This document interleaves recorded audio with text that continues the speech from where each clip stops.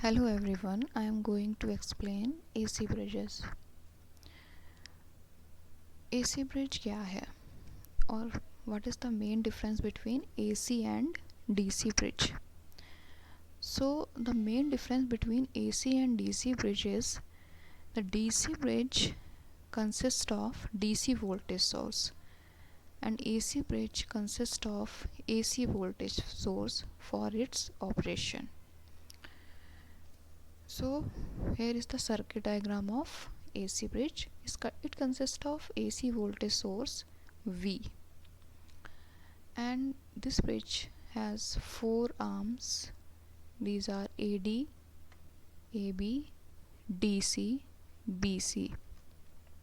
These four arms has impedances Z1, Z2, Z3 and Z4 respectively. AC bridges का use हम impedance को measure करने के लिए करते हैं. इम्पीडेंस मतलब रेजिस्टेंस, कैपेसिटेंस या इंडक्टेंस में से किसी भी एक कंपोनेंट को मेज़र करने के लिए हम एसी ब्रिज का यूज़ करते हैं, जबकि डीसी ब्रिज का यूज़ हम केवल रेजिस्टेंस मेज़रमेंट के लिए करते हैं. तो यहाँ पे जो इस ब्रिज को ऑपरेट करने का मेथड है वो बिल्कुल वैसा ही है जैसे कि डीसी ब्रिज में था. फर्स्ट ऑफ ऑल हम इस ब्रिज को बैलेंस करेंगे जिस तरीके से डीसी ब्रिज में बैलेंस किया था. सो बैलेंस कंडीशन क्या है? What is the balance condition of AC bridge? The voltage drop between AD should be equals to voltage drop between AB, and voltage drop across DC should be equals to voltage drop across BC. When these two voltages VAD equals to VAB and VDC equals to VBC, जब ये दो voltage equal हो जाएंगे तो bridge हमारा balance condition में हो जाएगा. और बैलेंस कंडीशन में current I1 equals to I3 हो जाएगी and I2 equals to I4 हो जाएगी, क्योंकि डिटेक्टर के अक्रॉस जो करंट होगी वो ज़ीरो हो जाएगी और हमारा ब्रिज बैलेंस कंडीशन में हो जाएगा. यहाँ पे जो डिटेक्टर है ये कोई हेडफोन हो सकता है, कोई माइक्रोफोन हो सकता है या कोई PMMC मीटर हो सकता है. तो ये डिटेक्टर के अक्रॉस जब नल कंडीशन आएगी, जब करंट ज़ीरो हो जाएगी डिटेक्टर के अक्रॉस, तो ब्रिज बैलेंस कंडीशन में कहलाएगा. सो as shown in our figure, AC bridge mainly consists of four arms which are connected in rhombus or square shape. All these arms consist of some impedances. These are generalized impedances Z1, Z2, Z3 and Z4.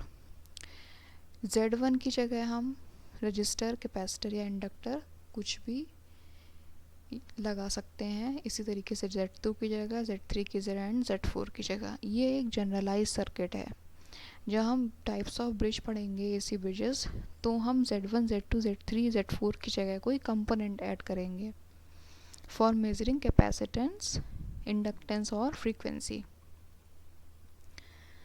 So the detector and AC voltage source are also required in order to find out the value of unknown impedance. Detector and AC voltage source हमें चाहिए अगर हमें unknown resistance या unknown impedance Z4 की value को calculate करना है. यहाँ पे इस ब्रिज में Z1 एंड Z2 ये नोन इम्पीडेंसेस हैं, Z3 स्टैंडर्ड वेरिएबल इम्पीडेंस है एंड Z4 अननोन इम्पीडेंस है. So here we have to calculate the value of Z4 by balancing the bridge. Another method for balancing AC bridge is the opposite arms impedances. Here AD is opposite to BC and DC is opposite to AB. So opposite arm impedances are multiplied and equate these impedance to another opposite arms impedance Z1 into Z4, these are opposite impedances, should be equals to Z2 into Z3, these are opposite impedances Z2 and Z3. So the balance condition of any kind of bridge is Z1 into Z4 should be equals to Z2 into Z3. This is the direct method for balancing any bridge.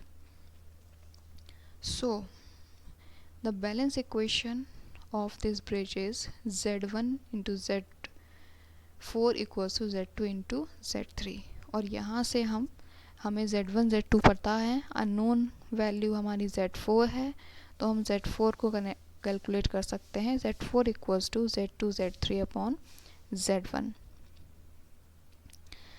Z3 standard variable impedance है, तो Z3 को very करा के हम Z4 को calculate कर सकते हैं. बहुत सारे AC bridges हैं. There are so many types of AC bridges for calculating inductance, capacitance and frequency. So Maxwell bridge and Hayes bridge are used for measurement of inductance. Also Anderson bridge is used for measurement of inductance. De bridge and Shearing bridge are used for measurement of capacitance, and Vane's bridge is used for measurement of frequency.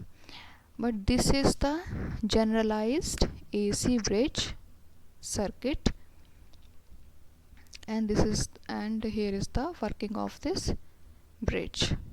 Thank you.